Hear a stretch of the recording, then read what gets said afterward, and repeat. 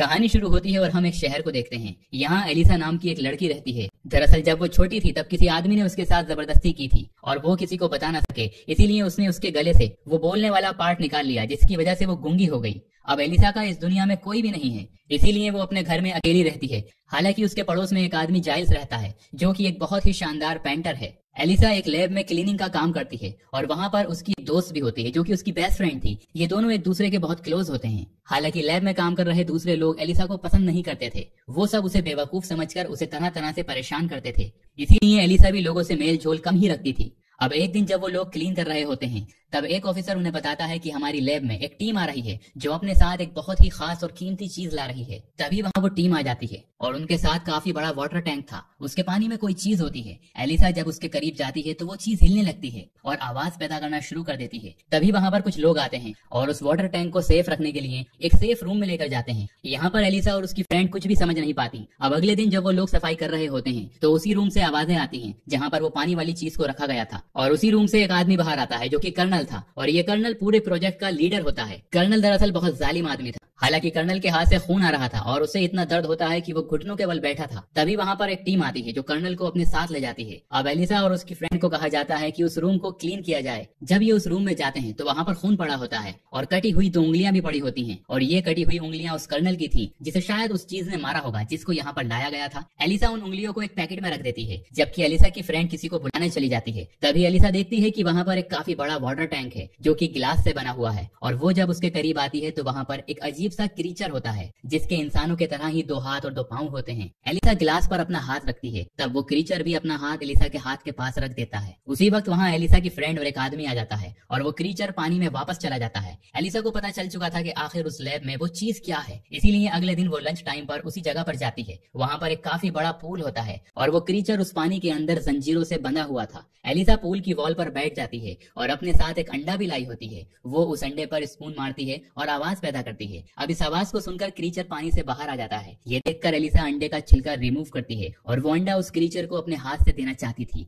लेकिन वो creature Elisa से डर रहा होता है। इसी वजह से वो एलिसा से अंडा नहीं लेता। अब एलिसा अंडे को वॉल पर रख देती है और वो क्रीचर अंडे को लेकर पानी में चला जाता है। इसके बाद एलिसा भी वहाँ से बाहर चली जाती है। अब एलिसा और उसकी फ्रेंड को उस जालिम कर्नल बुलवाता है। वो उनसे कहता है कि तुम्हारी ड्यूटी सिर्फ उस लैब को क्लीन करना है और लैब को क्लीन करने के बाद तुम लोग वहाँ पर नहीं रुकोगे, क्योंकि वहाँ पर जो क्रीचर है वो बड़ा ही खतरनाक है और हम उसे काफी गंदी जगह से उठाकर लाए हैं और पूरे रास्ते हम एक दूसरे के दुश्मन ही बने रहे हैं, इसीलिए तुम लोग भी उस क्रीचर से दूर ही रहोगे। एलिसा उसकी बात नहीं मानती। वो अगले दिन फिर लंच टाइम पर वहाँ पर जाती है और आज वो अपने साथ एक म्यूजिक सिस्टम भी लाई थी और वो म्यूजिक को प्ले कर देती है। साथ साथ वो आज भी दीवार पर एक अंडा रख देती है। ऐसा कर लेने के बाद वो खुद भी अपना लंच लेती है। अब वो क्रीचर पानी से बाहर आता है और वो भी म्यूजिक सुनने लगता है। एलिसा ने जो उसके लिए अंडा रखा होता है वो उसे भी खा लेता है। असल में दोनों एक दूसरे से इशारों में बातें करने लगे थे और वक्त के साथ साथ ये सिलसिला बढ़ता जाता है और धीरे धीरे वो दोनों दोस्त बन जाते हैं। एलिसा उसकी फ्रेंडशिप से काफी खुश थी क्योंकि वो इस दुनिया में बिल्कुल अकेली थी। उसका इस दुनिया में 2 लोगों के अलावा कोई भी नहीं था, एक उसका नेबर जाइल्स और एक उसकी फ्रेंड।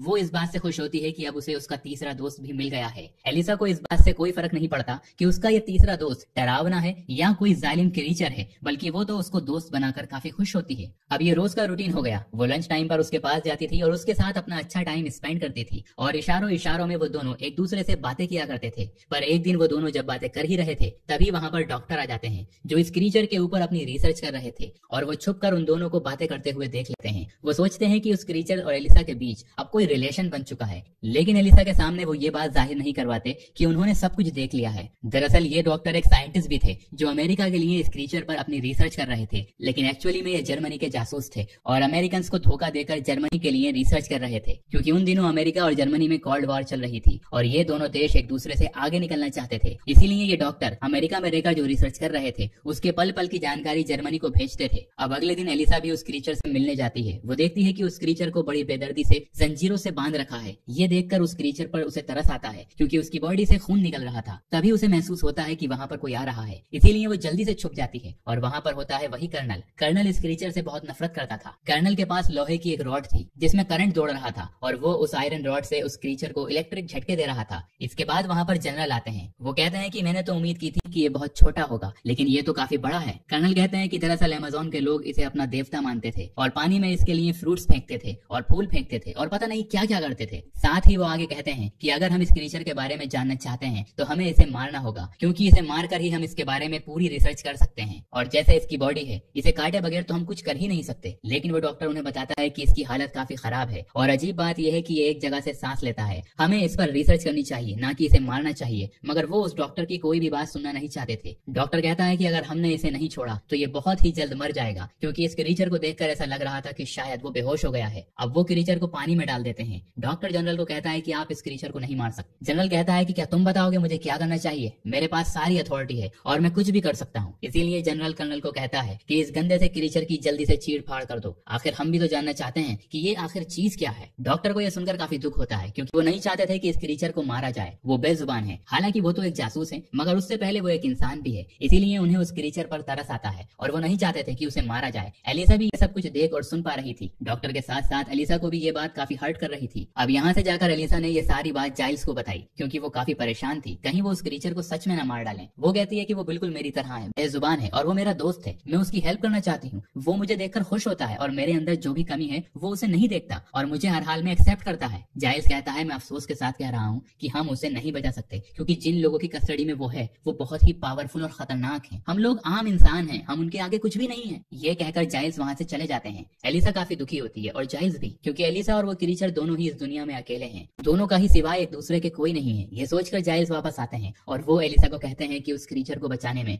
मैं तुम्हारा साथ दूंगा, जैसा तुम कहोगी मैं वैसा ही करूंगा, क्योंकि हम फैमिली हैं। एलिसा को इस बात से काफी खुशी मिलती है और अब वो काफी रिलैक्स हो जाती है। वो प्लान बनाते हैं कि वो क्रीचर को उस लैब से बाहर निकालेंगे, जालिम लोगों से छुड़वा लेंगे। अब वो उस क्रीचर को बाहर निकालने का प्लान बनाते हैं और अगले दिन एलिसा वहां जाकर सबसे पहले कैमरास को ऊपर कर देती है। उसके बाद वो एक कार्ट में बहुत सारे टावर्स रख देती है। फिर वो उस क्रीचर के पास जाती है, मगर उसे तो जंजीरों से बांध दिया गया था और इन जंजीरों को खोलना मुश्किल था। तभी वहां पर वो डॉक्टर आता है और एलिसा उन्हें देखकर घबरा जाती है, लेकिन डॉक्टर तो खुद ये चाहता था कि वो क्रीचर जिंदा रहे, इसीलिए वो इन तालों की चाबी एलिसा को देता है। एलिसा उस क्रीचर के लॉक्स खोल देती है। ये क्रीचर फीलिंग्स को समझता था और काफी इंटेलिजेंट भी था। एलिसा उस क्रीचर को उस कार्ट में रखती है और टनल के जरिए बाहर आने लगती है। एलिसा की फ्रेंड को पता चल जाता है कि एलिसा किस मिशन में है, इसीलिए वो कार्ट के आगे आकर खड़ी हो जाती है और एलिसा को कहती है कि तुम ऐसा मत करो। लेकिन एलिसा उसे समझाने की कोशिश करती है कि अगर हमने इसको यहाँ पर छोड़ दिया तो ये जालिम लोग इसे मार डालेंगे। ये सुनकर एलिसा की फ्रेंड भी उसका साथ देने पर राजी हो जाती है और वो आगे बढ़ना शुरू कर देते हैं। बाहर जाइल्स अंदर आने की कोशिश कर रहा है, लेकिन गार्ड उन्हें अंदर आने नहीं देता। गार्ड को लग रहा था कि उसका कार्ड फर्जी है, लेकिन डॉक्टर यहाँ भी उनकी हेल्प करते हैं। वो उस गार्ड को बेहोश कर देते हैं और आखिरकार वो उस क्रीचर को वहाँ से निकालने में कामयाब हो जाते हैं। लेकिन यहाँ पर कर्नल को शक हो जाता है कि गेट पर जरूर कुछ ना कुछ गड़बड़ है, पर जब वो गेट पर जाता है तो वो सब वहाँ से जा चुके थे। एलिसा उसे अपने घर ले आती है और उसे बाथ टब में रखती है, क्योंकि क्रीचर की जिंदगी पानी है और वो पानी के बगैर सर्वाइव नहीं कर सकता। एलिसा अब अपने दोस्त को पाकर बहुत खुश होती है। वो डिसाइड करती है कि 10 तारीख को उस क्रीचर को रिवर में छोड़ आएगी, क्योंकि 10 तारीख को बारिश होने की उम्मीद थी और बारिश की वजह से ये क्रीचर अपनी मंजिल अपने समंदर तक चला जाएगा। अगले दिन एलिसा काम पर जाती है ताकि किसी को ये शक न हो कि उस क्रीचर को एलिसा ने भगा दिया है। इधर घर में जाइल्स उस क्रीचर के पास होता है और उसका ख्याल रख रहा होता है, लेकिन इसी दौरान उनकी आंख लग जाती है। क्रीचर अपने बाथ टब से बाहर आ जाता है। वो क्रीचर उनकी बिल्ली मार डालता है। जाइल्स देखता है कि वो क्रीचर उनकी बिल्ली को खा रहा है। जाइल्स उसे ऐसा करने से मना करते हैं, लेकिन वो वहाँ से भाग जाता है। अब वो जाइल्स के हाथ को इंजर्ड कर देता है। एलिसा जब घर वापस आती है तो वो देखती है कि वो क्रीचर वहाँ पर नहीं है। जाइल्स कहते हैं कि वो डर गया था, उसका कोई भी कसूर नहीं है, जाओ और उसे वापस ले आओ। अब एलिसा भागती हुई बाहर जाती है और उसे जगह जगह ढूंढने लगती है। वो अपने घर से कुछ दूरी पर बने सिनेमा हॉल जाती है, जहाँ पर उसे वो क्रीचर मिल जाता है। अब एलिसा किसी तरह उस क्रीचर को अपने साथ घर ले आती है। हालांकि वो क्रीचर इस वक्त काफी शर्मिंदा था, क्योंकि उसे लगता है कि उसने जो भी किया गलत किया, और वो जाइल्स के सर पर हाथ रखता है और इशारों से जाइल्स से कहता है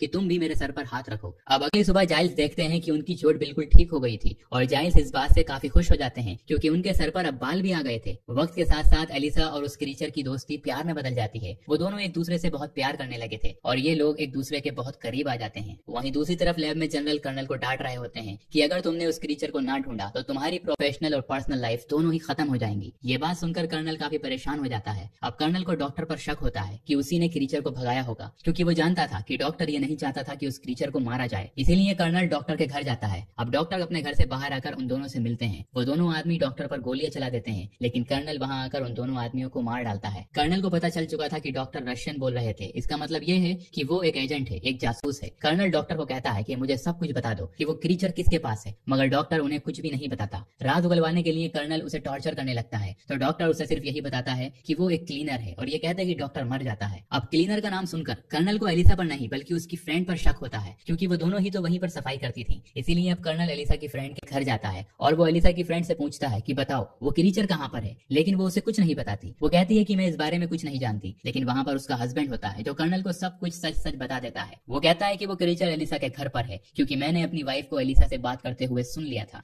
यह सुनकर कर्नल गुस्से में आकर एलिसा के घर की तरफ जाने लगता है, लेकिन उससे पहले एलिसा की फ्रेंड उसे कॉल करके इन्फॉर्म कर देती है कि कर्नल तुम्हारे घर की तरफ आ रहा है। और इत्तेफाक से आज 10 तारीख भी होती है और बारिश भी हो रही होती है। दरअसल ये वही दिन था जब एलिसा ने उस क्रीचर को रिवर में छोड़ना था, इसीलिए वो उस क्रीचर को लेकर वहाँ से निकल जाती है। कर्नल जब एलिसा के घर पहुंचता है तो वो देखता है कि वहाँ पर तो कोई नहीं है। तभी उसे कैलेंडर पर 10 तारीख के नीचे एक नोट मिलता है जिस पर एलिसा ने लिखा था कि आज के दिन उसे रिवर में छोड़ देना है। जबकि दूसरी तरफ एलिसा उस वक्त रिवर तक पहुंच चुकी थी और वो अपने सबसे करीबी अपने फ्रेंड उस क्रीचर को गुड बाय कहती है। हालांकि इस बात से वो दोनों ही काफी दुखी होते हैं क्योंकि उन्हें पता था कि अब की बार वो दोनों दोबारा नहीं मिल पाएंगे। लेकिन अगर ये क्रीचर पानी में समंदर में ना गया तो इसने तो वैसे ही मर जाना था, इसीलिए वो आगे बढ़ता है। तभी वहाँ पर कर्नल पहुंच जाता है और वो एलिसा और उस क्रीचर दोनों पर फायरिंग कर देता है, जिसकी वजह से ये दोनों वहीं पर गिर जाते हैं। लेकिन वो क्रीचर दोबारा खड़ा होता है और कर्नल के दोबारा बुलेट्स भरने से पहले वो क्रीचर उनके पास चला जाता है। अब कर्नल देखता है कि उसे गोलियां लगी हैं, मगर फिर भी वो नहीं मरा। इसके बाद वो क्रीचर कर्नल को मार डालता है और फिर वो एलिसा को गोद में उठाता है और समुद्र की बहुत ज्यादा गहराई में ले जाता है। और एलिसा की गर्दन पर जो बचपन के चोट के निशान थे वो वहाँ पर हाथ लगाता है। वो निशान अब गिल्स बन जाते हैं जिससे कोई भी पानी में सांस ले सकता है। और अब एलिसा भी पानी में सांस ले पा रही थी और फिर एलिसा भी जिंदा हो जाती है जो कि गोलियों से मर चुकी थी। पर असल में ये क्रीचर बहुत सारी पावर्स का मालिक था और पावर्स की वजह से ही एलिसा बच गई थी और दोनों एक दूसरे के गले लग जाते हैं। और ये क्रीचर एलिसा को पानी में एक नई जिंदगी देता है और फाइनली दोनों को एक दूसरे का साथ और प्यार मिल ही जाता है। इसके बाद ये दोनों हमेशा के लिए समंदर की गहराई में चले जाते हैं। उधर जाइल्स भी एलिसा के लिए काफी खुश होता है कि आखिरकार एलिसा को एक साथी मिल ही गया और इस मोमेंट पर ये कहानी खत्म हो जाती है। दोस्तों अगर आपको हमारी कहानी पसंद आई हो तो वीडियो को लाइक करें, चैनल पर नए हैं तो चैनल को सब्सक्राइब करें और हाँ, नोटिफिकेशन बेल को जरूर दबाएं ताकि अगली अपडेट सबसे पहले